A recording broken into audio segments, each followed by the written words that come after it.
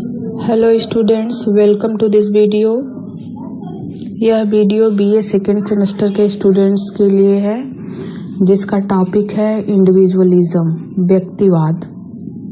तो व्यक्तिवाद को जानने से पहले हम उसके विकास या उदय के बारे में संक्षेप में जानेंगे कि व्यक्तिवाद का विकास कैसे हुआ।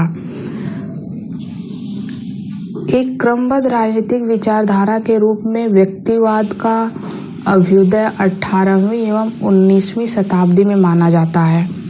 प्रोफेसर गार्नर के विचार के अनुसार व्यक्तिवाद का जन्म 18वीं शताब्दी में अति शासन के दोषों की प्रतिक्रिया के परिणाम स्वरूप हुआ था। 18वीं शताब्दी में डॉक्ट्राइन ऑफ मर्सेंटेलिज्म, वाणिज्य सिद्धांत की मान्यता से राज्य के नियंत्रणों में बहुत वृद्धि हुई। इसकी प्रतिक्रिया के परिणाम स्वरूप ही व्यापार के क्षेत्र में हस्तक्षेप की नीति की उत्पत्ति हुई। यूरोप में सामंतवादी व्यवस्था में व्यक्ति के जीवन के प्रत्येक क्षेत्र में राज्य का विस्तृत हस्तक्षेप था। औद्योगिक क्रांति के परिणाम स्वरूप व्यापारिक और औद्योगिक क्षेत्र में भी राज्य का हस्तक्षेप बढ़ा, जिससे व्यापार को अनावश्यक क्षति होने लगी।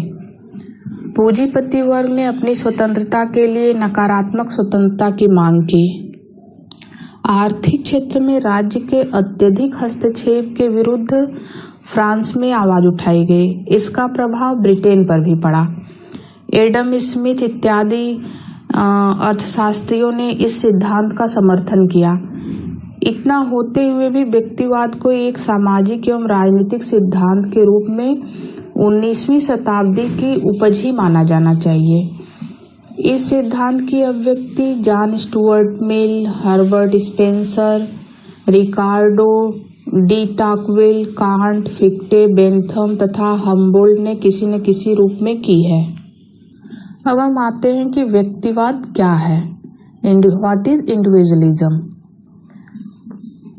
व्यक्तिवाद का जन्म अति शासन के दोषों की प्रतिक्रिया के परिणाम स्वरूप हुआ। जैसा कि नाम से ही स्पष्ट होता है कि व्यक्तिवाद राज्य में व्यक्ति को प्राथमिक स्थान प्रदान करता है। यह उन समस्त विचारधाराओं का विरोध करता है जो समाज, राज्य व समुदायों के स्थान पर व्यक्ति को महत्व नहीं देते हैं, व्यक्ति को महत्वहीन मानते हैं। व्यक्तिवाद शब्द का प्रयोग लिबरलिज्म के अर्थ में किया जाता है। दोनों ही सिद्धांत व्यक्ति के स्वतंत्रता को शीर्षस्थ महत्व देते हैं, ऊंची स्थान देते हैं। स्वतंत्रता को ऊंचे स्थान से मतलब है कि सबसे ज्यादा महत्व व्यक्ति के स्वतंत्रता को देते हैं व्यक्तिवादी विचारधारा के अनुसार व्यक्ति समाज और राज्य के लिए नहीं, वरन समाज वह राज्य व्यक्ति के लिए है। व्यक्तिवादी विचारधारा राज्य की तुलना में व्यक्ति को अधिक महत्व प्रदान करती है। Individualism originated as a result of overreaction to the shortcomings of over governance. As the name itself suggests, individualism gives primary position to the individual in the state. It opposes all the ideologies which consider the person as unimportant in place of society, state and communities. Individualism is a term somewhat similar in meaning to liberalism. Both concepts places high value on the freedom of the individual.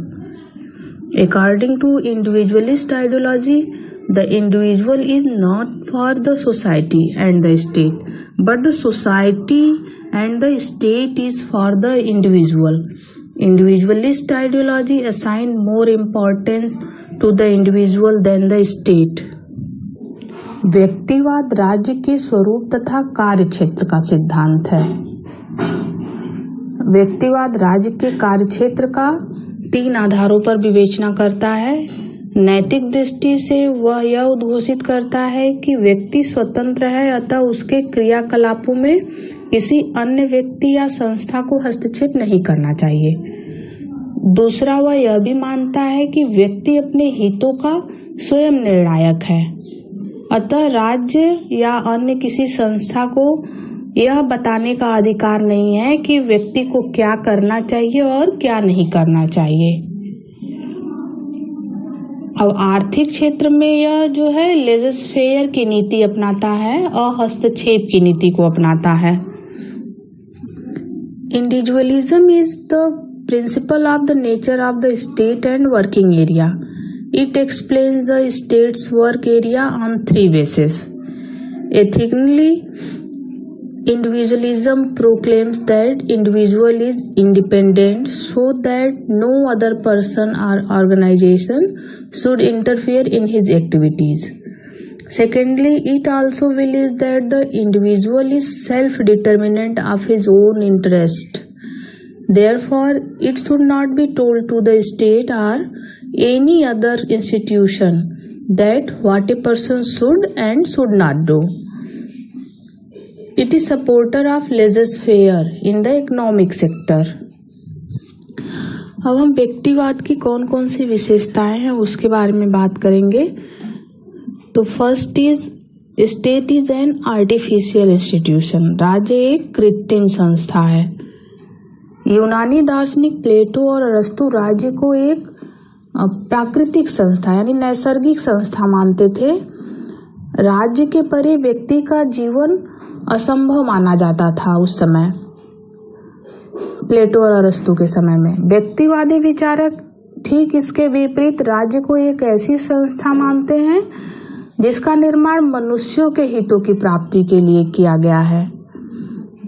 और जो social contract theory के समर्थक हैं halves और lock, वो स्वीकार करते हैं कि राज्य जो है वो समझौते का परिणाम है। राज्य एक मशीन की भांति है। व्यक्ति के अधिकार प्राकृतिक होते हैं, राज्य इनका निर्माण नहीं करता, यह तो केवल इनका संरक्षण करता है। मनुष्य ने राज्य को बनाया है इसलिए कि वह उनकी रक्षा करे। Second is state is not and but means. राज्य साध्य नहीं साधन है। राज्य एक मशीन की भांति है जिसे मनुष्य ने अपने सुख और सुविधा के लिए बनाया है, अतः यह एक साधन है। यह हितों की वृद्धि करता है और अधिकारों की सुरक्षा का साधन है। यह साध्य नहीं, क्योंकि यह समुदायों की भांति एक समुदाय है।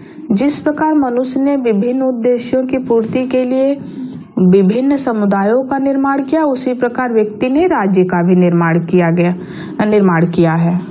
Next, state is necessary evil. राज्य एक आवश्यक बुराई है। व्यक्तिवादी राज्य को आवश्यक इसलिए मानते हैं कि व्यक्ति के अधिकारों की रक्षा के लिए राज्य की आवश्यकता होती है। व्यक्ति अभी इतना विकसित नहीं हुआ है कि उसे पूर्णतः स्वतंत्र छोड़ दिया जाए, उस पर नियंत्रण न हो। अतः राज्य अधिकारों की रक्षा तथा बाह्य और आंतरिक संकटों से राज्य को बचाए रखने के लिए आवश्यक है। लेकिन व्यक्तिवादी राज्य की आवश्यकता को ध्यान में रखकर भी इसे भलाई नहीं कहते हैं, वे इसे बुरी संस्था मानते हैं। राज्य एक बुराई है क्योंकि इसका निर्माण ही बुराइयों को रोकने के लिए किया गया है।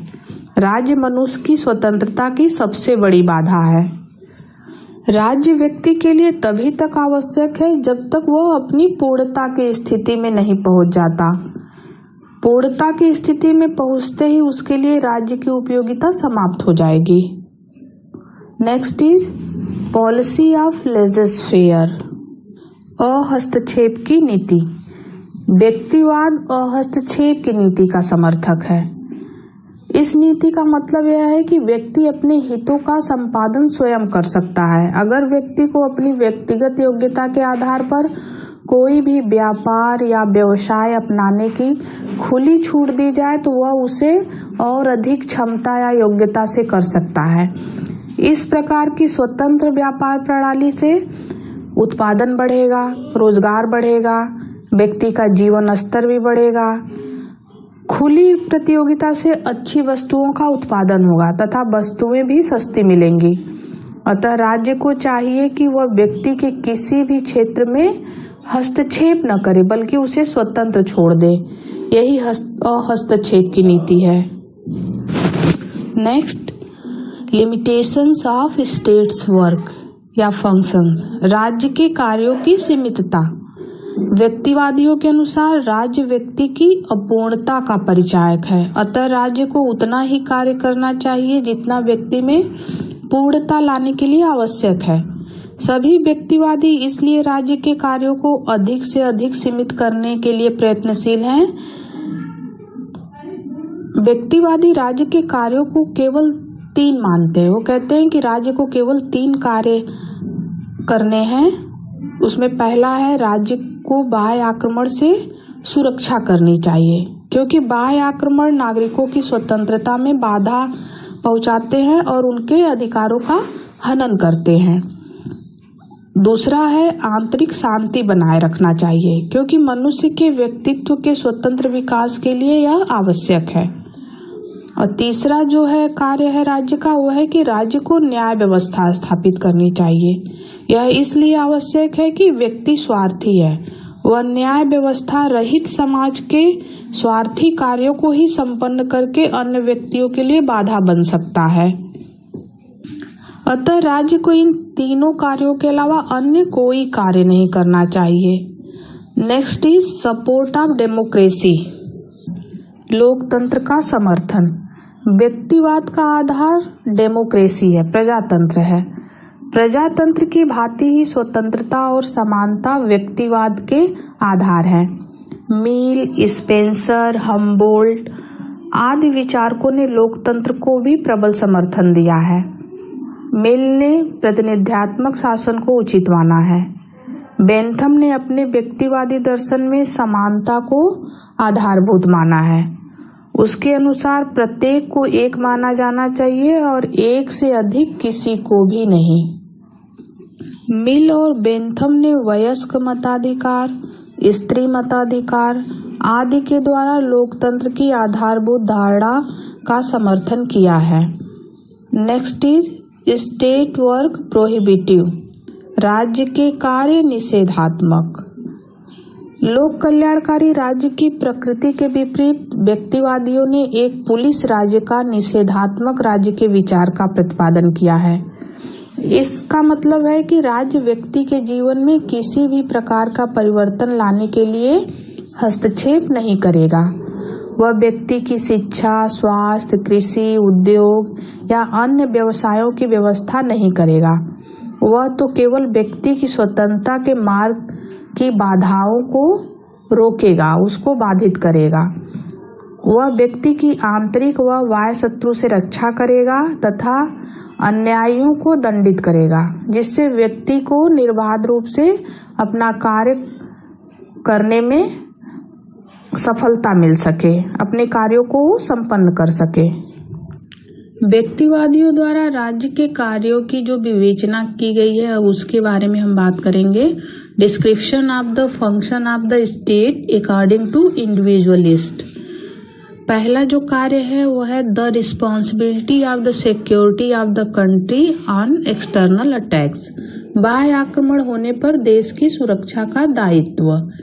व्यक्तिवादियों का कहना है कि यदि राष्ट्र पर कोई अन्य राष्ट्र आक्रमण करता है तो प्रत्येक राष्ट्र की सरकार का यह पवित्र कर्तव्य होता है कि वह अपने देश की अखंडता की रक्षा करे और अखंडता की रक्षा करने में उसे नागरिकों के जिस सहयोग की आवश्यकता हो वह सहयोग प्राप्त करे। नेक्स्ट इज संपत्ति की रक्षा, प्रॉपर्टी प्रोटेक्शन। राज्य का यह कर्तव्य है कि वह समाज में नागरिकों की संपत्ति की रक्षा करे, उन्हें चोर डाकू न ले जाए, इसके लिए कठोर दंड की व्यवस्था करे और ऐसा वातावरण पैदा करे जिससे समाज के नागरिक अपने अथक परिश्रम से कमाई हुई संपत्ति की सुरक्षा के प्रति बिल्कुल चिंतित न हो। इस व्यवस्था के लिए राज्यों को यदि आवश्यक हो तो पुलिस आदि की भी व्यवस्था का अधिकार है। नेक्स्ट इज म्यूचुअल सिक्योरिटी, पारस्परिक सुरक्षा। इस संबंध में मिल का कहना है कि आत्मरक्षा ही एकमात्र उद्देश्य है जिससे मानव समाज को यह अधिकार है कि वह वैयक्तिक एवं सामूहिक रूप से अपने किसी सदस्य की स्वतंत्रता में हस्तक्षेप कर सके। वह एकमात्र प्रयोजन जिससे कि सभ्य समाज के किसी सदस्य के विरुद्ध न्यायिक रूप से उसकी इच्छा के विरुद्ध शक्ति का प्रयोग किया जा सकता है। यही है कि वह अन्य व्यक्तियों को हानि न पहुंचा सके। जैसे कि व्यक्तिवादी अपने विचारों में कह चुके हैं कि राज्य व्यक्ति की बुराइयों का प्रतीक है और जब तक बुराइयां रहेंगी राज्य रहेगा।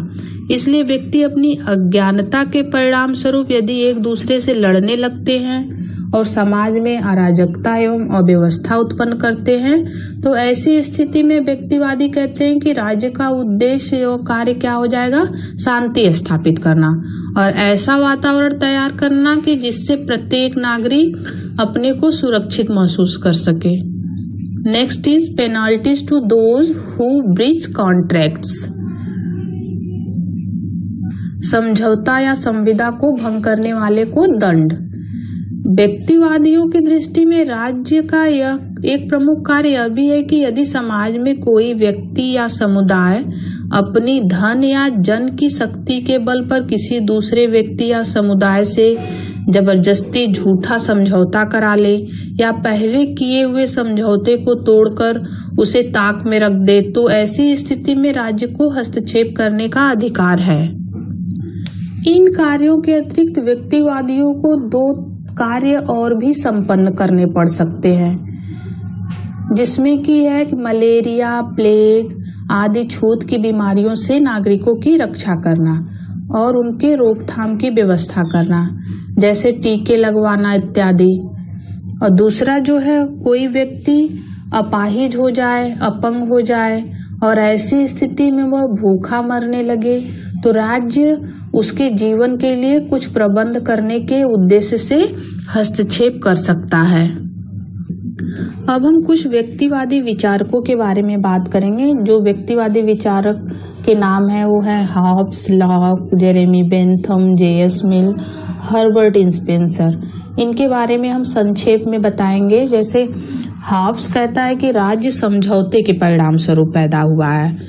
इसका निर्माण व्यक्ति ने अपने कुछ उद्देश्यों की पूर्ति के लिए किया है। वह यह भी कहा कि अगर राज्य व्यक्ति की सुरक्षा करने में असमर्थ है तो व्यक्ति को राज्य का विरोध करने का अधिकार है। लेकिन हॉब्स व्यक्तिवादी होने की अपेक्षा निरंकुशवादी अधिक है। वहीं लॉक हॉब्स की अपेक्षा अधिक व्यक्तिवादी है। लॉक ने राज्य को एक कृत्रिम संस्था माना है, आर्टिफिशियल इंस्टीट्यूशन माना है, जिसका निर्माण व्यक्ति ने कानून और व्यवस्था को बनाने व अपने अधिकारों को सुरक्षित बनाए रखने के लिए किया है। यदि सरकार व्यक्तियों के इन प्राकृतिक अधिकारों की रक्षा करने में असमर्थ हो तो व्यक्ति को इसे पदच्युत करने का अधिकार है। लॉक ने यह भी कहा कि राज्य के असीमित अधिकार नहीं है, व्यक्ति साध्य है, इसकी पूर्ति के लिए राज्य केवल एक साधन मात्र है। बेंथम कहता है, बेंथम जो है उपयोगितावादी विचारक है और मिल जो है मिल व्यक्तिवाद का कट्टर समर्थक है।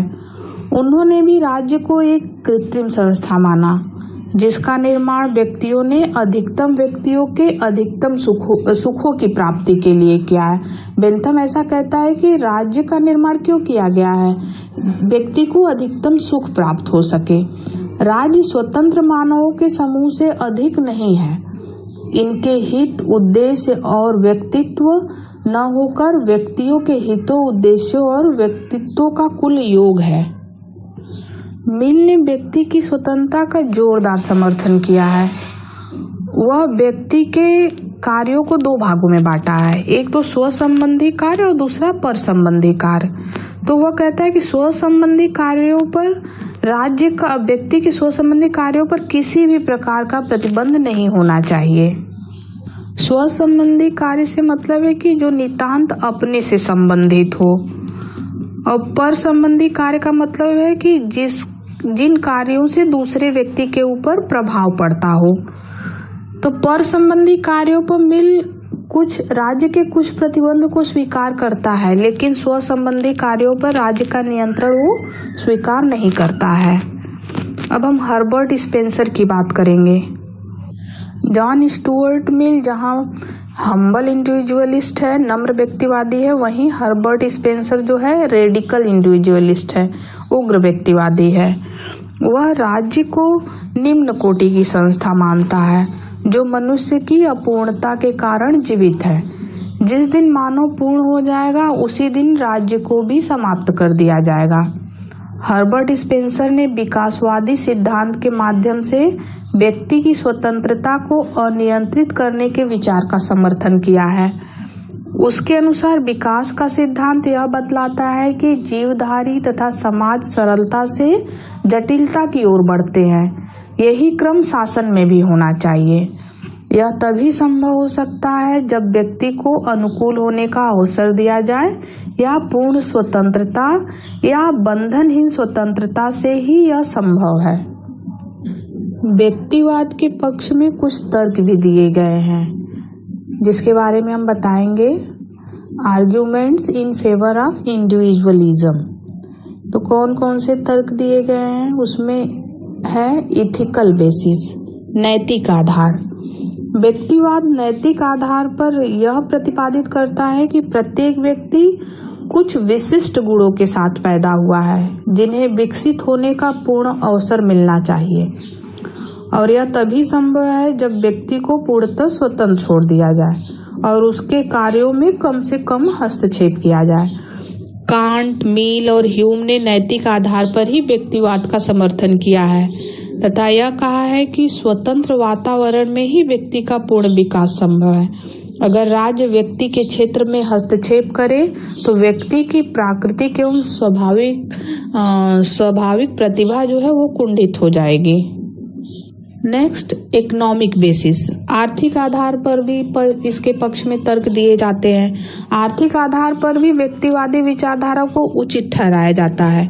व्यक्तिवादी अर्थशास्त्रियों में माल्थस, रिकार्डो, एडम स्मिथ तथा मिल जो है फेमस है।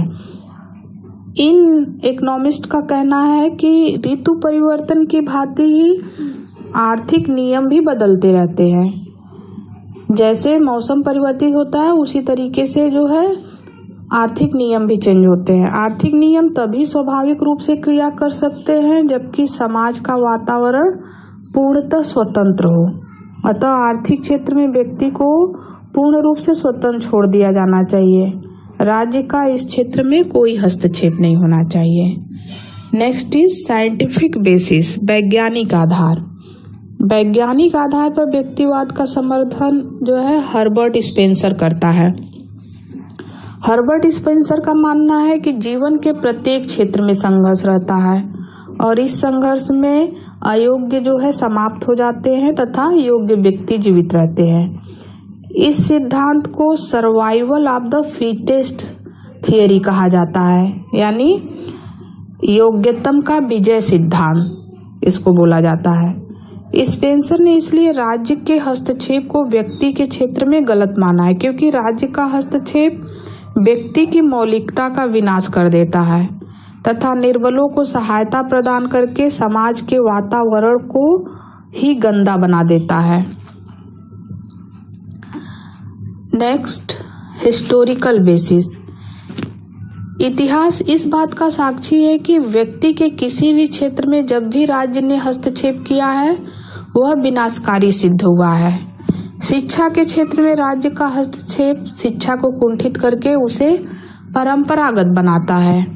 आर्थिक क्षेत्र में राज्य द्वारा किए गए हस्तक्षेप जैसे navigation and corn laws, Bharat में राशनिंग एवं मूल्य नियंत्रण, पब्लिक सेक्टर से होने वाली हानि इस बात की पुष्टि करते हैं।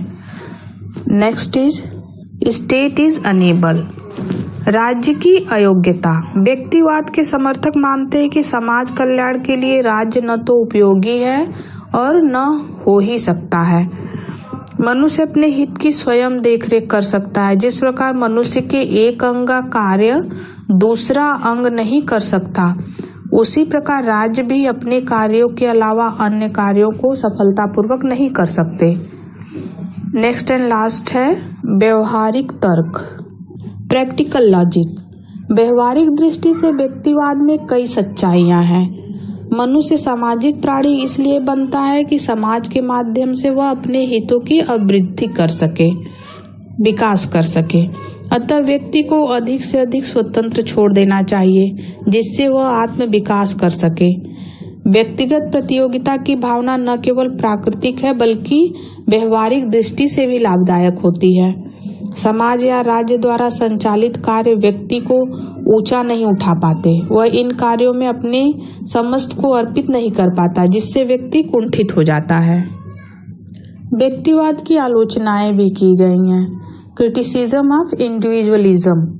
पहली आलोचना जो है वो है बेस्ड ऑन मिसकॉन्सेप्शन, गलत धारणा पर आधारित। व्यक्तिवाद में मानव को स्वार्थी माना जाता है, जो केवल अपने ही हितों की आवृत्ति के लिए प्रयत्नशील है। वास्तव में मनुष्य एक सामाजिक प्राणी है, उसका हित समाज और राज्य के हित में ही निहित है।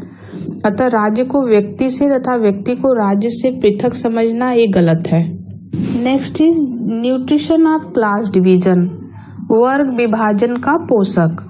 वाइल्ड ने कहा था कि इसने मनुष्य का मनुष्य द्वारा शोषण सिखाया, पूंजीपति द्वारा गरीबों पर किए गए अत्याचारों का समर्थन किया तथा विश्व में दमन और अनाचार के वातावरण को जन्म दिया। Next is state is not a curse, राज्य अभिशाप नहीं है। राज्य व्यक्ति के लिए आवश्यक ही नहीं बल्कि वरदान भी है। बर्क ने कहा है कि राज्य समूचे विज्ञान में साझेदारी है, सारी कला में साझेदारी है एवं सारे गुण और सारी पूर्णता में साझेदारी है। Next is the function of the state is not merely suppression of crimes, राज्य का कार्य केवल अपराधों का दमन ही नहीं है, रक्षा, प्रोत्साहन तथा सामाजिक हित भी इसके मुख्य कार्य हैं। नेक्स्ट इज इम्प्रैक्टिकल प्रिंसिपल, अव्यवहारिक सिद्धांत। व्यक्तिवाद अव्यवहारिक सिद्धांत है तथा इसकी मान्यताएं गलत है। यह मानकर चलता है कि व्यक्ति अपने हितों को अच्छी तरह समझता है तथा इनकी रक्षा कर सकता है। चालाक और बुद्धिमानों के समक्ष भोले व मूर्ख व्यक्तियों के हितों की रक्षा राज्य ही कर सकता है। Next is lack of control is not freedom, नियंत्रणों का अभाव स्वतंत्रता नहीं है। व्यक्तिवादी स्वतंत्रता की सही व्याख्या करने में असमर्थ रहे। उनकी स्वतंत्रता न होकर स्वच्छंदता है। व्यक्तिगत स्वतंत्रता के प्रतिबंधहीन होने से वह न केवल दूसरे व्यक्तियों की स्वतंत्रता में बाधक होगी बल्कि समाज के लिए भी अहितकर होगी। Next is support of immorality, अनैतिकता का समर्थन। व्यक्तिवादी अपनी मान्यताओं में अनैतिक भी है। यह मानव समाज में पशु जीवन के नियमों को लागू करना चाहता है। योग्यतम की विजय व नेचुरल सिलेक्शन ऐसे विचार है जिन्हें किन्हीं भी मापदंडों से उचित नहीं कहा जा सकता। Next, inappropriate from an economic point of view, आर्थिक दृष्टिकोण से अनुचित है। स्वतंत्र प्रतियोगिता दुर्बल वर्ग को समाप्त कर देती है। स्वतंत्र प्रतियोगिता से एक वर्ग अमीर होता चला जाता है और दूसरा वर्ग शोषित, पददलित व उपेक्षित हो जाता है। Next and last is the government is not completely inept, सरकार हमेशा अयोग्य नहीं। व्यक्तिवादियों का यह आरोप है कि सरकार आर्थिक उपक्रम ग्रहण करने के अयोग्य है, वह गलत है। वर्तमान समय की आर्थिक, राजनीतिक व सामाजिक समस्याओं के समाधान में राज्य ने सर्वाधिक महत्वपूर्ण कार्य किया है। हक्सले ने कहा है कि राज्य शीशे के घर में रहता है, जो कुछ भी वह करता है वह सबको दिखाई पड़ता है। उसकी सब असफलताओं को बढ़ा चढ़ाकर कहा जाता है। वह क्या करने का प्रयत्न करता है इसका पता जनता को बहुत कम ही लग पाता है। Thank you.